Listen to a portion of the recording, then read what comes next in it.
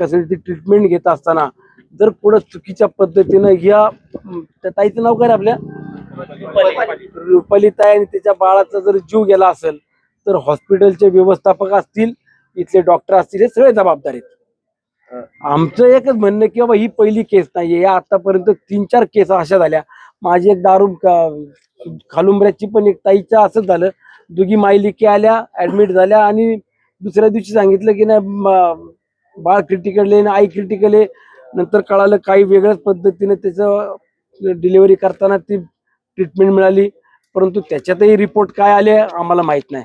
आता हे रुपाली ताईच्या बाबतीत सुद्धा मी PIला राज्याचे आरोग्य मंत्री असतील आंबेडकर साहेबांना, THO या सगळ्यांना सूचना दिल्या आहेत. आता इथून बाळ आणि ते रुपाली ताईला PM करता घेऊन जाणार. ऑन कॅमेरे सगळे ते PM होतील. फॉरेन्सिक टेक्निशियन जे डॉक्टर किंवा ती टीम आहे ती टीम सुद्धा त्या ठिकाणी उपस्थित राहील आणि त्यांच्या अतिरिक्त किंवा त्यांच्या देखरेखीखाली संपूर्ण या PMचा तपासणी किंवा ती सगळी पुढची कार्यवाही केली जाईल. परंतु डॉक्टर जे होते ते तर आता इथं कोणी नाही आहेत, परंतु इथले जे प्रतिनिधी म्हणून काम पाहतायत, काय नाव तुमचं ते दर्पण सरांनी सगळं ते रिपोर्ट मस्तपैकी बनवून आणलाय. किती वाजता पेशंट आले, किती वाजता क्रिटिकल झालं, डिलिव्हरी किती वाजता झाली, परंतु त्यांच्या रिपोर्टमध्ये आणि वेळेमध्ये सगळी पूर्णपणे फसवणूक आहे. ते ज्या वेळेला त्या रुपाली ताईला तिचे मिस्टर 2 जण आले, तिथं आले 4:30-4:45ला. 5 वाजता तिला ऍडमिट केलं. 5:30ला तिचा BP वाढला म्हणून सांगितलं, मग तिला ICU मध्ये घेतले आणि 5:30 ते 6च्या काळामध्ये जी काही डॉक्टरांची पळापळ सुरू होती त्याच वेळेला तिचा जीव गेलेला आहे. 6 वाजता साधारणतः तिचा मृत झालेली आहे आणि त्यावेळेला बाळाला त्यांनी बाहेर काढण्याचा प्रयत्न केला. ते बाळ इथून त्यांनी NICU मध्ये न्यायला पाहिजे होतं, तिथून त्याचा व्यवस्थित स्टेबल करायला पाहिजे होतं, परंतु ते बाळ त्यावेळेला पण जिवंत होतं की नव्हतं हीच कल्पना नाहीये. आणि ज्यावेळेला नातेवाईक त्या मुलीची आई सगळे इथं होते तर ते सांगतात की आम्ही 6 वाजल्यापासून त्यांना विचारतो काय परिस्थिती आहे, नाही थोडंसं BP वाढलाय. मग ते डॉक्टरांची सगळी पळापळ चालू होती. 6 वाजता जर BP वाढला किंवा 6:30 पर्यंत जर आईचं मृत झालेली आहे, डेथ झालेली आहे, तर 6:30 ते 8:30-9 पर्यंत बाळाला इथे ठेवायचं कारण नव्हतं. इथून बाळ त्यांनी 9 वाजता ससूनला पाठवलं. तिथेही त्यांनी कल्पना द्यायला पाहिजे होती किंवा तिथली सगळी प्राथमिक सगळी तयारी करायला पाहिजे होती. ससूनला कुठली माहिती नव्हती. तिथे गेल्या डॉक्टरने सांगितलं इथं कशाला आणलं, ऑलरेडी ते बाळ डेथ झालेलं आहे. मग ही सगळी जी काय फसवणूक या ठिकाणी झालेली आहे, मी स्पष्टपणे सांगतो, यामध्ये पोलीस अधिकारी असतील, संबंधित आरोग्य विभागाचे अधिकारी असतील, कुठल्याही प्रकारची याच्यामध्ये लपवणूक करणार नाही. या बाबतीत मी आता आरोग्य मंत्र्यांना सांगितलं, त्यांनी देखील सूचना खाली संबंधित जिल्ह्यातील प्रमुख अधिकाऱ्यांना दिलेल्या आहेत.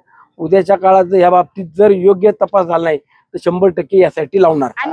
काय होतं की आता हे छोटी मेडिकल कॉलेज आहे, यामध्ये चांगले सिनियर डॉक्टर किंवा अनुभवी डॉक्टर जे म्हणतो ते असतात आणि जे नवीन शिकणारे आहेत ते असतात. परंतु या सगळ्यांनी इथल्या येणाऱ्या प्रत्येक व्यक्तीला व्यवस्थित सर्व्हिस देणं, शासकीय योजनेचा लाभ देणं इथल्या सर्व व्यवस्थापकांची किंवा इथल्या संपूर्ण त्यांच्या टीमची जबाबदारी आहे. तर ती जबाबदारी झटकून फक्त यांनी कमर्शियल विचार करून जर इथं काम करत असतील तर बंद करायला आम्हाला वेळ लागणार. माझं काम आहे, परंतु उद्या अजून 10 पेशंट इथे येतात, त्यावेळेला यांची पण अनेक नाटकं सुरू असतात. पुढे काहीतरी सापडतील. आता एकाने होणार नाही, पुढच्या वेळेला मी आहेत ना. आज एखादा जीव गेलाय त्याची त्यांना सुद्धा न्याय द्यायची जबाबदारी माझी, मी ती करणार. 12 वाजता इथं होते हे सुद्धा काही वेळेला माहिती येते. परंतु मी परत सांगतो तुम्हाला की मलाही इथं कायम नागरिकांकरता यावं लागतं. अनेक पेशंट येतात, त्यांच्याकरता उभं राहावं लागतं. आणि मी आज ज्या भूमिकेमध्ये किंवा ज्या पद्धतीने त्यांना सांगितलं की मी याच्यात जर कोणी तपासात काटकसर केली किंवा कुठं जर पुरावे तुमचे PMचे रिपोर्ट जर लपवायचा प्रयत्न केला तर मी यासाठी लावणार. कारण डॉक्टर सांगतायत आणि कुटुंबातले व्यक्ती सांगतायत, यामध्येच लक्षात येते स्पष्टपणे की यांचा हलगर्जीपणा झालाय. उद्याच्या काळात अशा गोष्टी होऊ नये याकरता सुद्धा आता पुढची कशा पद्धतीने यंत्रणा लावायची आणि यांची खरी माहिती बाहेर काढली तर त्यांना मागणी करतात. रिपोर्ट येऊ द्या फक्त. हत्येचं नाही, यांना मग व्यवस्थित रिपोर्ट. महत्वाची गोष्ट आता नाही काय बोला, जाऊ द्या. आजपर्यंत अशी जेव्हा प्रकरण होतात त्या प्रकरणानंतर संबंधित विभागाकडनं कागदे घोडे नाचवले त्या बाबतीत आत्ताच आरोग्यमंत्री आंबेडकर साहेबांशी बोललो. राज्याचे प्रमुख आरोग्य विभागाचे ते आहेत, ते जबाबदारीने या बाबतीत दखल घेतील. स्वतः त्यांनी लगेच माझा फोन घेऊन मला सांगितलं की हे सगळे ऑन कॅमेरे आणि फॉरेन्सिक जे एक्सपर्ट आहेत त्यांच्या अतिरिक्त ही सगळी टीम मी तात्काळ तिथं उभी करतो.